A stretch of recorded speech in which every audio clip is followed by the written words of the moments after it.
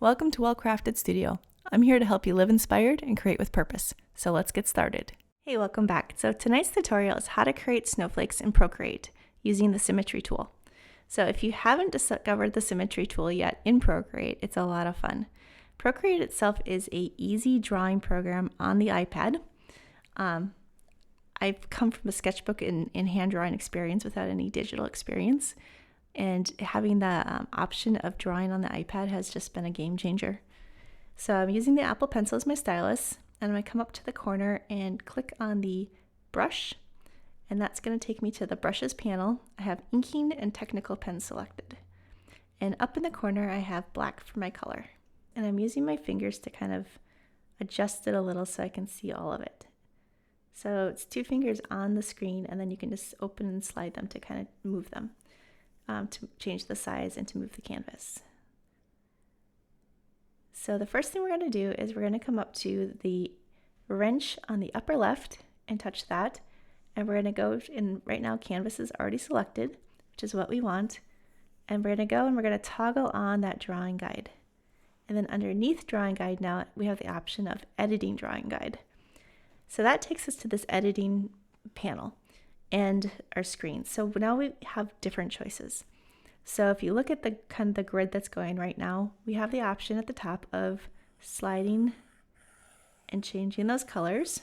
I've already got it to kind of a blue-green, which I like.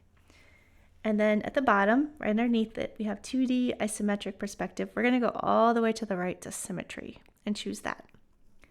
So now we have symmetry, and we have the choice of vertical, horizontal, quadrant, or radial. Choose radial. And now it has that little knob in the center, and you see how it has the 4 different lines. And so we have the option of changing that if we'd like, but we're going to keep it as it is and push done. So now we have the drawing guide on, and we know that because if we looked at the layer 1, it says assisted. If we were to turn the assist off by clicking on this, and then there's a little check next to drawing assist, we could touch that and that turns the drawing assist off. But we want it on because we're going to play. So we're going to start and we're just going to trace on one of these lines. So I'm just going to go right along the line starting in the center. Oops, and I've got the eraser on, so I'm going to go back to the pen. So starting in the center, I'm just going to drag it out. And now I didn't go directly on the line, I went to the side of it. So what happened is it made multiple lines. Can you see how cool that is? Make it bigger, smaller. So we're going to go ahead and kind of put it right in between here, and it looks like we have a snowflake started already. Now when you're using Procreate, there's a cool function where, say I was to draw a line and I don't like the line because it's all kind of like wavy. If I keep my pencil tip down and don't lift up, then it gives me the option of, it straightens it for me and then gives me the option of editing the shape. Now if I don't love that edit look, I can go back and undo it, and it takes me back to my hand-drawn look. So keeping your pencil tip down and not lifting it up off the screen is what gives you that editing capability.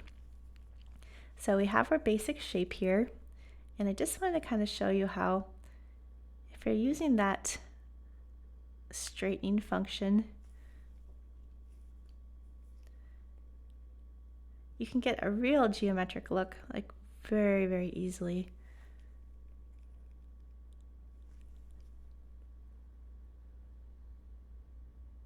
Which is a lot of fun. So, and then on the far left, there's a slider. So there's the opacity slider at the bottom, and then above the little square, there's the brush slider, and that's the brush size selector. And so you pull that up and you get a thicker line. You pull it down, you get a thinner line. So just wanted to show you that because it's kind of a fun, when we're creating the snowflakes, it's kind of fun to have the different sizing. So let's see, just gonna go ahead and show you guys what that looks like.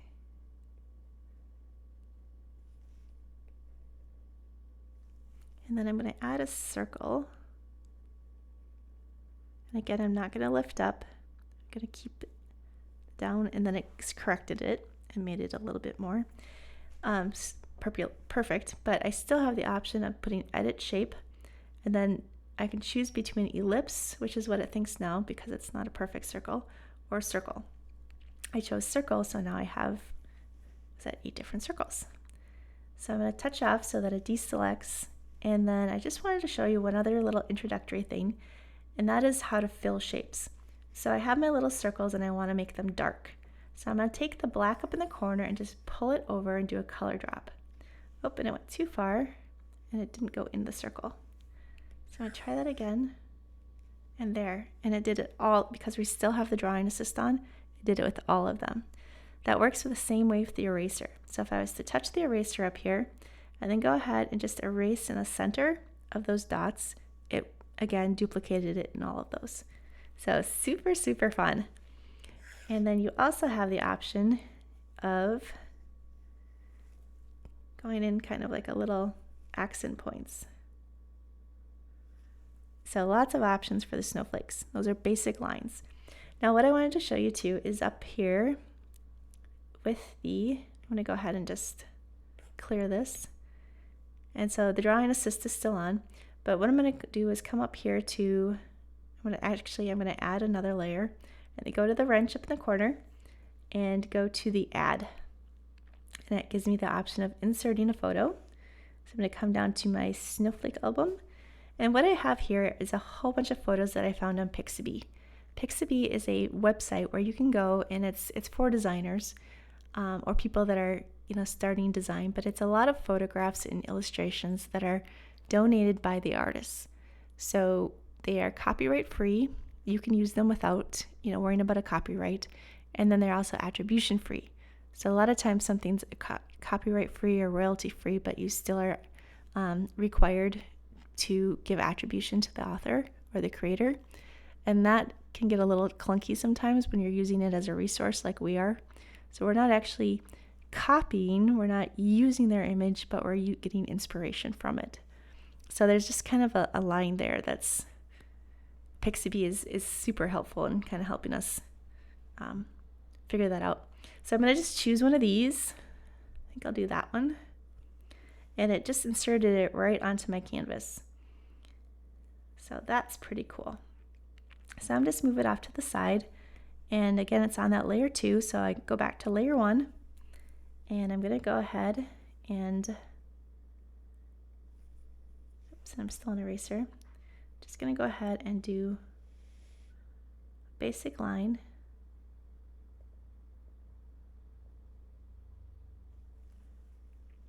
And then another line.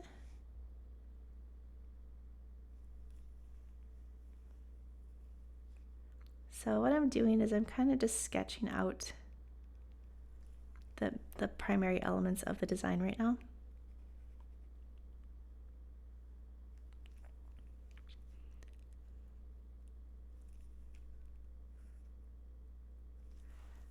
So I'm not trying to get it super perfect, because now what I'm going to do is I'm going to come up here to the add. I'm going to add another layer.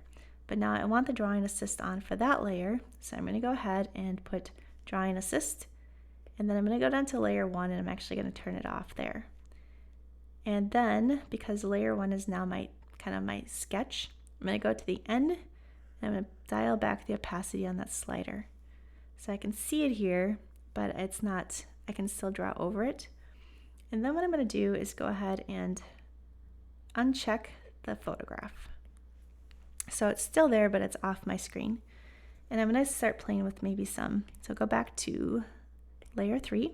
I'm going to play with some different boldness.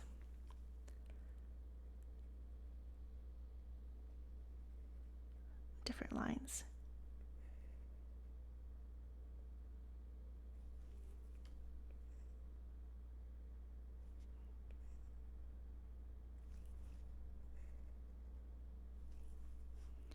So I'll make it even bigger.